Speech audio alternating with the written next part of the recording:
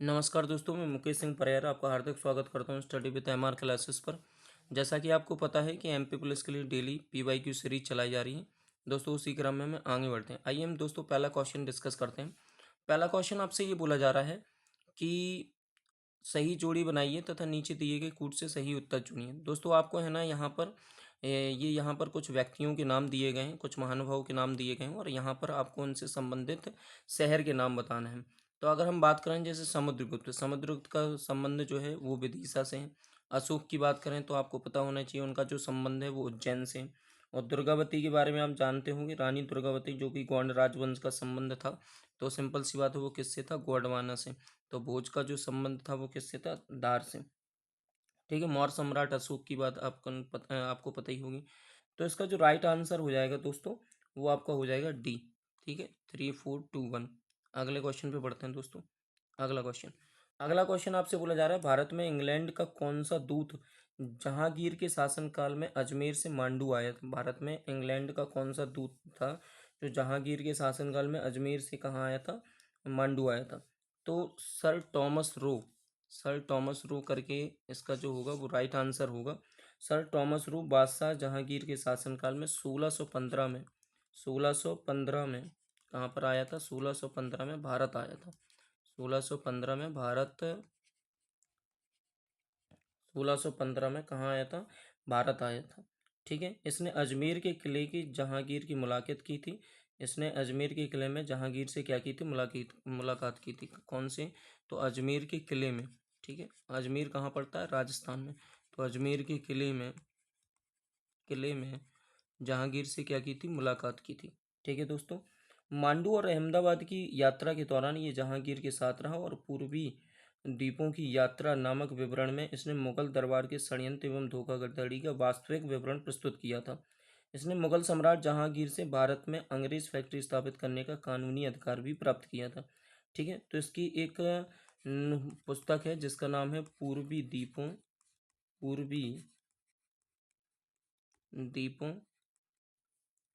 की यात्रा। पूर्वी द्वीपों की यात्रा। ठीक है, ये एक इसकी पुस्तक है सर टॉमस रो की, जिसमें उसने बताया है जहांगीर की सच्चाई वगैरह और इनके धोखाधड़ी के षड्यंत्र के वास्तविक विवरण प्रस्तुत किया था। तो इसका जो राइट आंसर हो जाएगा वो कौन सा हो जाएगा? Thomas Roe. अगले क्वेश्चन पे बढ़ते हैं। राजा भोज ने शासन किया था, तो राजा भोज ने जो शासन किया था वो किस पर शासन किया था? तो राजा जो भोज थे वो परमार वंश के शासक थे। परमार वंश के शासक हुआ करते थे। ठीक है, राजा जो भोज थे वो परमार वंश के शासक थे। ठीक है, और इनकी राजा भोज की जो राजधानी थी वो थार थी। थार कह रहा हूँ। राजा भोज की जो राजधानी थी वो दोस्तों क्या थी? धार थी। और ये परमार वंश के राजा हुआ करते थे। ठीक है दोस्तों, अगले क्वेश्चन पे बढ़ते हैं। अगला क्वेश्चन दोस्तों, अकबर के साथ युद्ध करने वाली दुर्गावती की रानी थी। अकबर के साथ युद्ध करने वाली जो रानी दुर्गावती थी, अभी थोड़ी देर पहले अपन ने पढ़ा था, उनका जो संबंध था वो कहाँ से था? मंडला से था। तो वो कहाँ से थी? मंडला से। तो अकबर के साथ युद्ध करने वाली रानी दुर्गावती मंडला की रानी थी। और रानी दुर्गावती का जो विवाह हुआ था वो कालिंजर के जो राजा थे कीर्ति सिंह चंदेल की पुत्री थी। ठीक है, उनका जो विवाह हुआ था वो गढ़कंडका के राजा दलपत शाह से हुआ था। उनका विवाह जो हुआ था वो गढ़कंडका के राजा, विवाह की अगर हम बात करें तो वो विवाह जो हुआ था गढ़कंडका गढ़कंडका के राजा दलपत शाह से इनका क्या हुआ था? विवाह हुआ था। अगर हम बात करें कि ये कहाँ की पुत्र, किसकी पुत्री थी, तो रानी दुर्गावती जो पुत्री थी वो कलिंजर के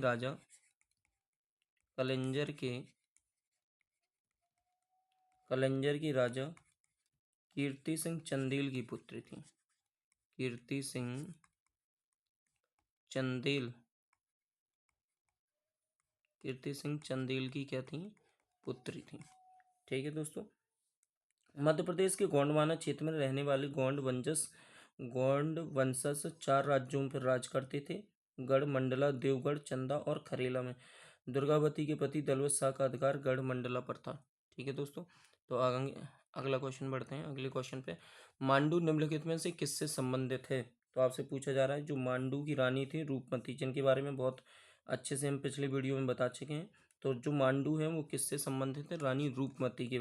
रानी रूपमती से संबंधित हैं। ठीक है दोस्तों, अगले क्वेश्चन पे पढ़ते हैं।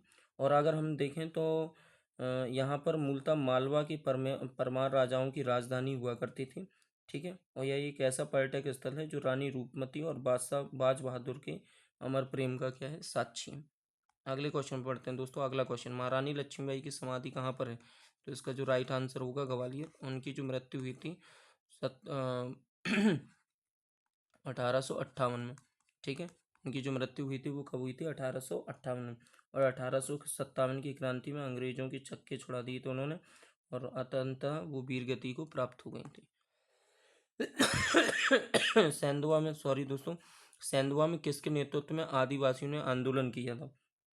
तो सेंधवा ने भीमा नायक के नेतृत्व में, किसके नेतृत्व में? भीमा नायक के नेतृत्व में आदिवासियों से नेतृत्व किया था। और भीमा नायक का जो जन्म हुआ था वो 1840 में। ये कहाँ से संबंध रखते हैं? नेमाड़ रियासत से। ठीक है, नेमाड़ रियासत से। नेमाड़ रियासत के पंचमोहली, नेमाड़ रियासत के पंचमोहली, नेमाड़ रियासत के पंचमोहली गांव में हुआ था। पंचमोहली गांव में हुआ था। 1857 के नायक अंग्रेज और बीच में 1857 में भीमा नायक और अंग्रेजों के बीच क्या हुआ था? महामुकाबला हुआ था। तो ध्यान रखना, सेंधवा में किसके नेतृत्व में आदिवासियों ने आंदोलन किया था? तो भीमा नायक ने किया था। ठीक है, अगले क्वेश्चन पे बढ़ते हैं। अगला क्वेश्चन, अगला पूछा जा रहा है, किस नरसंहार को मध्य प्रदेश का जलियांवाला बाग कांड कहा जाता है? किस नरसंहार को मध्य प्रदेश का जलियांवाला बाग कांड कहा जाता है?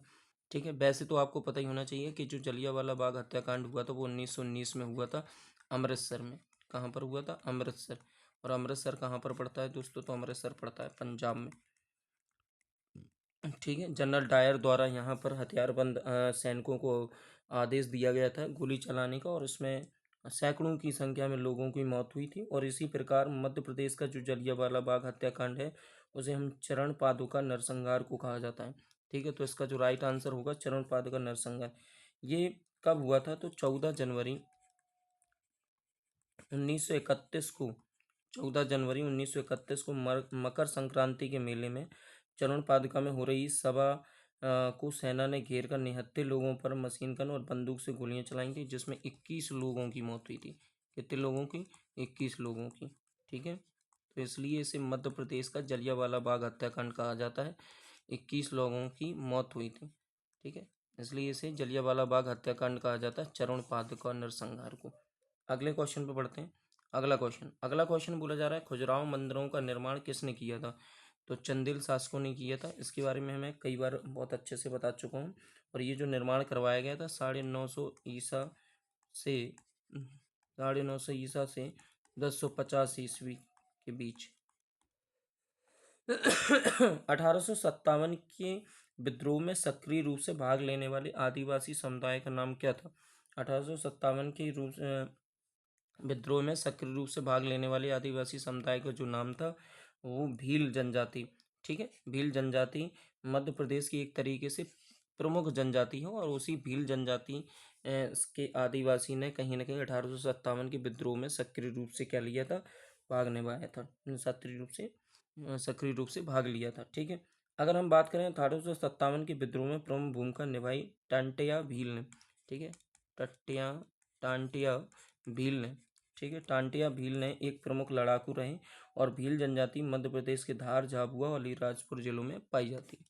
अगले क्वेश्चन पर बढ़ते हैं दोस्तों। अगला क्वेश्चन आपसे बोला जा रहा है, चंदेरी के पास 15वीं सदी में निर्मित पुराने मदरसा को चंदेरी के पास 15वीं सदी में निर्मित पुराने मदरसा को निम्नलिखित के रूप में जाना जाता है। तो किसके रूप में जाना जाता है दोस्तों? इसे उर्जर के रूप में जाना जाता है। और यहाँ पर जो मालवा के सुल्तान थे महमूद खिलजी, मालवा के सुल्तान महमूद खिलजी द्वारा मालवा के सुल्तान महमूद खिलजी द्वारा 1450 ईस्वी में पुराना मदरसा चंदेरी में निर्मित करवाया है, और इसे उजर नाम से जाना जाता है। इसे किस नाम से जाना जाता है? उजर नाम से। ठीक है, चंदेरी में बैजू बावरा की समाधि भी है। अगर हम चंदेरी की बात करें तो चंदेरी में क्या है? बैजू बावरा की समाधि भी है। बैजू बावरा की क्या है, समाधि है। और चंदेरी के किले व साड़ियों के लिए प्रसिद्ध है। चंदेरी किसके लिए, किले व साड़ियों के लिए प्रसिद्ध है। किले व साड़ियों के लिए क्या है, प्रसिद्ध है चंदेरी। अगले क्वेश्चन में बढ़ते हैं। अगला क्वेश्चन, शिवपुरी किस राजवंश से संबंधित राजाओं का आखेट स्थल था। शिवपुरी किस राजवंश से संबंधित राजाओं का आखेट स्थल था। आखेट का मतलब होता है दोस्तों शिकार करना।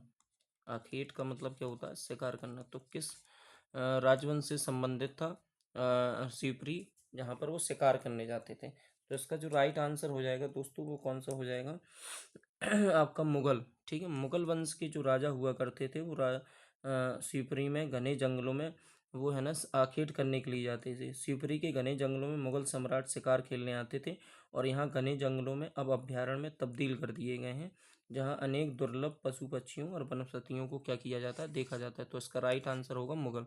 अगले क्वेश्चन में पढ़ते हैं दोस्तों। अगला क्वेश्चन, मौर्यों के पश्चात किस वंश के शासकों का शासन वर्तमान मध्य प्रदेश पर नहीं था। मतलब वही कह रहे हैं, मौर्यों के पश्चात किस वंश के शासकों का शासन वर्तमान मध्य प्रदेश पर नहीं था। तो दोस्तों इसका जो राइट आंसर होगा कुषाण। ठीक है, मौर्य के पश्चात कुषाण वंश के शासकों का शासन वर्तमान मध्य प्रदेश पर नहीं था। कुषाण प्राचीन भारत के राजवंशों में से एक है। ठीक है, अगले क्वेश्चन पे आते हैं। अगला क्वेश्चन आपसे बोला जा रहा है कि महाकाव्य काल में उल्लेखित कौन सा नगर वर्तमान के मध्य प्रदेश में नहीं है। मतलब आपसे पूछा जा रहा है कि महाकाव्य काल में उल्लेखित वर्तमान में कौन सा ऐसा नगर है जो उल्लेखित मध्य प्रदेश में नहीं है। तो इसका जो राइट आंसर हो जाएगा जनकपुरी। ठीक है दोस्तों, महाकाव्य काल में उल्लेखित जनकपुरी नगर वर्तमान में मध्य प्रदेश में नहीं है। जनकपुरी जो है वो नेपाल का प्रसिद्ध स्थल है। जनकपुरी है जो नेपाल का क्या है दोस्तों, प्रसिद्ध स्थल है। नेपाल का प्रसिद्ध नेपाल का प्रसिद्ध धार्मिक स्थल है। नेपाल का प्रसिद्ध धार्मिक स्थल। ठीक है, तो जो जनकपुरी है वो नेपाल का प्रसिद्ध क्या रहा है, धार्मिक स्थल है। ये नगर प्राचीन काल में मिथिला की राजधानी माना जाता है। ये जो नगर है प्राचीन काल में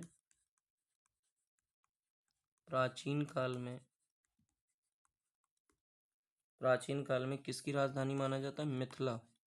प्राचीन काल में किसकी राजधानी माना जाता है, मिथिला की राजधानी माना जाता है।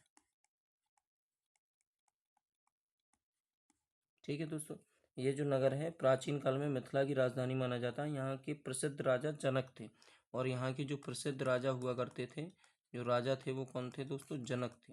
यहाँ के प्रसिद्ध राजा कौन थे, जनक थे। जबकि महाभारत में महिषामती, उज्जैनी और कुंतलपुर और विराटपुरी मध्य प्रदेश के प्रमुख नगर बताए जाते हैं। तो ये जो जनकपुरी है ये वर्तमान के मध्य प्रदेश में नहीं था, महाकाव्य में उल्लेखित के हिसाब से। अगले क्वेश्चन में पढ़ते हैं। अगला क्वेश्चन, 6ठी शताब्दी ईसा पूर्व में 16 महाजनपदों में निम्न से कौन सा महाजनपद मध्य प्रदेश में था। तो दोस्तों इसका जो राइट आंसर होगा, आपको पता होना चाहिए कि 16 महाजनपद थे। 16 महाजनपद में सबसे जो बड़ा और सबसे विशाल जो महाजनपद था वो मगध महाजनपद था। ठीक है, जिसमें मौर्यवंश वगैरह इन सारी चीज़ों का उल्लेख दिया गया है। उनमें से एमपी का बताना है कि एमपी में कौन सा है। तो इसका जो राइट आंसर होगा अवंती। 6ठी शताब्दी ईसा पूर्व 16 महाजनपदों में अवंती महाजनपद मध्य प्रदेश में था। ठीक है, और अगर हम बात करें काशी जो था, काशी महाजनपद की जो राजधानी थी वाराणसी 16 जनपदों में से एक थी, जहाँ जैन धर्म के 23वें तीर्थकार पार्श्वनाथ के पिता अश्वसेन राज्य करते थे। जैन धर्म के जो 23वें तीर्थकार थे पार्श्वनाथ, 24वें महावीर थे। उनके जो पिता थे अश्वसेन यहाँ पर क्या करते थे, राज्य करते थे। काशी महाजनपद की राजधानी वाराणसी 16 जनपदों में से क्या थी, एक थी। ठीक है दोस्तों, अगर हम वज्जीगढ़ राज्य की राजधानी की बात करें तो वज्जीगढ़ राज्य की जो राजधानी थी वो वैशाली थी। कौन सी थी दोस्तों, वैशाली, जो कि अब कहाँ पर है, बिहार में। वज्जी राजधानी की अगर हम बात करें तो ये बिहार में। अगले क्वेश्चन पे बढ़ते हैं दोस्तों। अगला क्वेश्चन आपको बताना है कि नया नाम और पूर्व नाम। ठीक है, तो इंदौर का साफ साफ दिख रहा है इंद्रपुर। भोपाल का क्या, भोपाल का जो है वो क्या है आपसे, क्या अच्छा कौन सही नहीं ये बताना है। इंदौर का तो इंद्रपुर है, भोपाल का भोजताल भी है और विदिशा का भेलसा होता है। विदिशा को हम क्या कहते हैं, बिलसा। ठीक है, अगर हम बात करें महेश्वर, तो महेश्वर का अवंतिका नहीं है, अवंतिका नहीं है, बल्कि महेश्वर का जो पुराना नाम है वो महेशमती है, महेशमती। तो इसका जो राइट आंसर होगा, सॉरी, महेशमती, इसका जो राइट आंसर होगा महेशमती होगा, ना कि अवंतिका। तो राइट आंसर हो जाएगा सी। अगले क्वेश्चन में पढ़ते हैं। सांची स्तूप का निर्माण किसने किया था? अशोक ने किया था। इनके बारे में सब कुछ पिछले वीडियो में बता चुका हूँ। ठीक है दोस्तों, अगले क्वेश्चन में बढ़ते हैं। अगला क्वेश्चन, वह शासक जिसने प्रथम बार सांची के स्तूप को बनवाया था? थोड़ी देर पहले अपन ने बात की, इसका राइट आंसर हो जाएगा अशोक। अगले क्वेश्चन पे बढ़ते हैं। अगला क्वेश्चन आपसे बोला जा रहा है, अगला क्वेश्चन आपसे बोला जा रहा है कि हाँ, राजा मानसिंह तोमर किस राज्य के राजा थे? तो राजा मानसिंह जो तोमर थे, उन्होंने ग्वालियर पर राज्य किया था और इनके शासनकाल को ग्वालियर इतिहास का स्वर्ण युग कहा जाता है। इनके शासनकाल में ग्वालियर को क्या कहा जाता है? ग्वालियर के इतिहास का स्वर्ण युग कहा जाता है। और ग्वालियर के किले में स्थित मानसिंह महल, गुजरी महल हिंदू स्थापित शैली अनुपम उदाहरण है।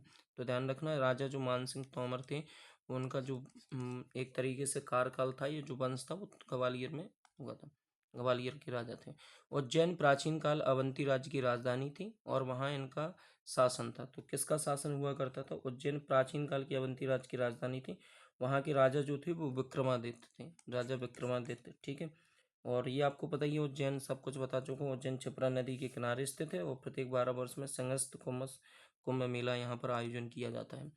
होलकर के शासन के संस्थापक हैं, होलकर, तो मल्हर राव। इसका जो राइट आंसर होगा मल्हर राव। इनके बारे में भी बता चुका हूँ कि इंदौर में जो होलकर शासन के संस्थापक है मल्हर राव होलकर हैं। पानीपत के तृतीय युद्ध में 14 जनवरी, पानीपत का कौन सा युद्ध? तृतीय युद्ध 1761 में, 1761 में। और ये कौन सा युद्ध था? ये था पानीपत का तृतीय युद्ध, पानीपत का तृतीय युद्ध। ठीक है, 14 जनवरी 1761 के पश्चात मल्हारराव होलकर ने इंदौर पर क्या कर लिया था? अधिकार कर लिया था। मल्हारराव होलकर ने इंदौर पर क्या कर दिया था? इंदौर पर अधिकार कर लिया था और होलकर वंश की क्या की थी? उन्होंने स्थापना की थी। लेकिन 20 मई 1766 को, मतलब 1766 को आलमपुर में मल्हारराव होलकर की आकस्मिक क्या हो जाती है? मृत्यु हो जाती है। फिर उनके जो पश्चात उनके पुत्र होते हैं, मालेराव होलकर का नाम मल्हार राव की पुत्र वधू अहल्याबाई ने पेशवा की अनुमति में प्रशासन का कार्यभार क्या किया? संभाला। तो राइट आंसर हो जाएगा मल्हार राव। अगले क्वेश्चन में पढ़ते हैं दोस्तों। इतिहास के अनुसार किसने ग्वालियर की स्थापना की थी? तो अगर इतिहास के अनुसार ग्वालियर की स्थापना की बात की जाए तो सूरज सेन ने इसकी स्थापना की थी। ठीक है, सूरज सेन जो कि बघेल समाज से हुआ करते थे, बघेल वंश से होते थे, सूरज सेन, इन्होंने ग्वालियर की स्थापना की थी। और यह शहर गुर्जर, प्रतिहार, राजवंश, तोमर और बघेल और कछवाओं की राजधानी रहा है। अगले क्वेश्चन में पढ़ते हैं। दिलावर खां ने सल्तनत की शुरुआत की और डैश डैश अपनी राजधानी की स्थापना की। तो आपको बताना है दिलावर खां ने क्या किया था? मांडू को अपने क्या बनाया था? राजधानी बनाया था, मांडू को। ठीक है, अगर हम बात करें तो जो दिलावर खां थे उन्होंने क्या किया था? मांडू को अपनी राजधानी बनाया था। ठीक है, अब अगर हम देखें, तुगलक वंश के पतन के दौरान तुगलक गवर्नर दिलावर खां ने 1401 में स्वतंत्र मालवा साम्राज्य की स्थापना की, जिसकी जो राजधानी बनाई थी वो मांडू थी। ठीक है, स्वतंत्र मालवा साम्राज्य की क्या की थी? उसने स्थापना की थी और उसकी राजधानी जो थी वो क्या थी दोस्तों? मांडू थी। ठीक है, अगले क्वेश्चन में बढ़ते हैं। अगला क्वेश्चन आपसे बोला जा रहा है, भोपाल की जामा मस्जिद इनके द्वारा बनाई गई है। ये वाला क्वेश्चन शायद अपन ने कल भी डिस्कस किया था। तो कदीसिया बेगम, इसका जो राइट आंसर होगा कदीसिया बेगम। और इसका जो निर्माण करवाया गया 1832 में इसका निर्माण शुरू हुआ था। और 1832 में निर्माण शुरू हुआ है, लेकिन 1832 में निर्माण क्या हुआ था? शुरू हुआ। और 1832 में निर्माण को क्या किया जा चुका? पूर्ण किया गया। तो 1857 में, सॉरी, 1857 में ये बनकर क्या हुआ? पूर्ण हुआ।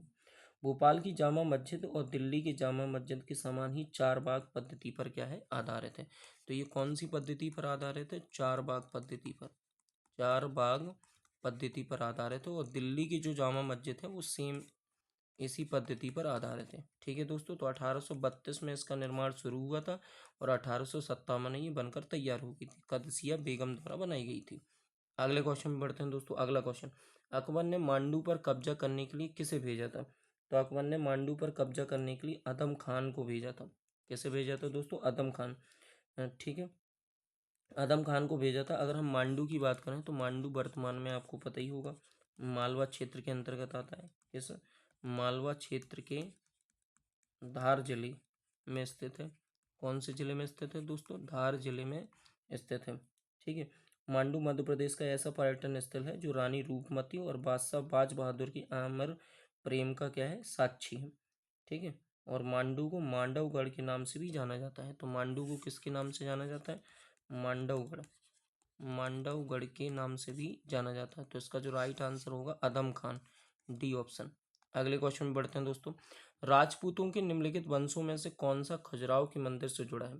तो आपको साफ साफ पता है, चंदेल वंश। ठीक है, क्योंकि सबसे ज़्यादा वहाँ पर मंदिरों और सारी चीज़ों के जो निर्माण करवाए थे वो किसने करवाए थे? चंदेल ने। ठीक है, और जो चंदेल है वो मध्य प्रदेश के छतरपुर के अंतर्गत आता है। ठाकुर दौलत सिंह जो ब्रिटिश के विरुद्ध 1857 के विद्रोह में लड़े थे, किस जिले से संबंधित थे? तो ठाकुर जो दौलत सिंह थे जो ब्रिटिश के विरुद्ध में 1857 के विरोध में लड़े थे, वो मध्य प्रदेश के देवास जिले से संबंधित थे। कौन से जिले से संबंधित थे? देवास जिले से। ठीक है, और जो उस समय राघवगढ़ राघवगढ़ की रियासत के अंतर्गत आते थे। राघवगढ़ रियासत के अंतर्गत, राघवगढ़ रियासत के राजा ही थे ये। क्या थे दोस्तों? राजा थे, अंतर्गत नहीं आते थे। ठीक है, अगले क्वेश्चन पे बढ़ते हैं। अगला क्वेश्चन बोला जा रहा है कि निम्नलिखित राजवंशों में से कौन से वंश को वाकपति मुंज संबंधित थे? निम्नलिखित राजवंशों में से कौन से वंश से वाकपति मुंज संबंधित थे? आपको बताना है इनमें से कौन वाकपति मुंज से संबंधित थे। ठीक है, तो इसका जो राइट आंसर हो जाएगा वो परमार। ठीक है, तो परमार वंश से वाकपति मुंज संबंधित थे। उसने श्री वल्लभ, पृथ्वी वल्लभ, अमोघ वर्ष की उपाधि धारण की थी।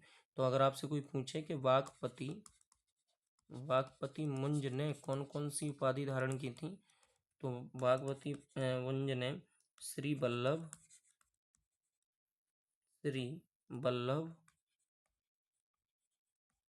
ठीक है, पृथ्वी वल्लभ,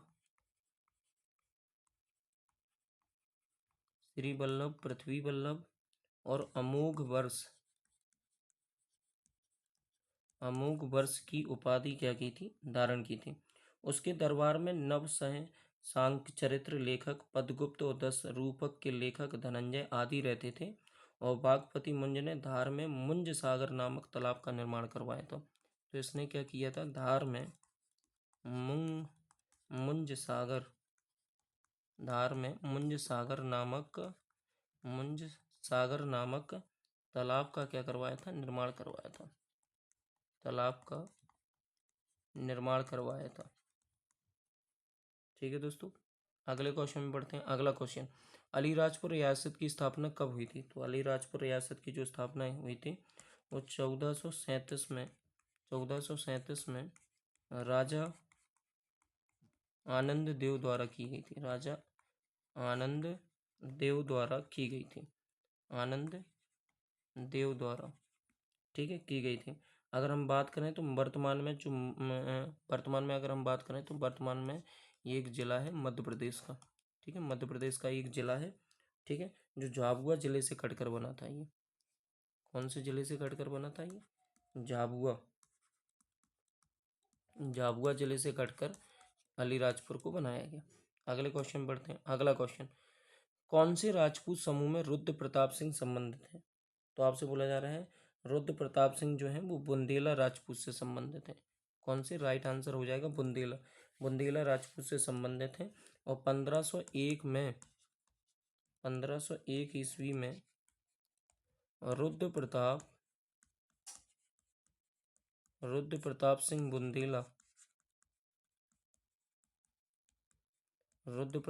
बुंदेला ने ओरछा राजवंश की क्या डाली थी? नींव रखी थी। ठीक है। ओरछा राजवंश की क्या रखी थी, नींव रखी थी। और इस वंश में चंपत राय व छत्रसाल प्रतापी राजा हुए। ठीक है दोस्तों। और अगर हम बात करें तो रुद्र प्रताप ने ओरछा को अपनी क्या बनाया था, राजधानी बनाया था। ओरछा को ही क्या बनाया था इन्होंने, राजधानी बनाया था। ठीक है, तो राइट आंसर हो जाएगा बुंदेला। ठीक है दोस्तों, धन्यवाद। अगर आपको ये जानकारी पसंद आती है तो प्लीज़ लाइक एंड सब्सक्राइब कीजिए और शेयर ज़रूर कीजिए।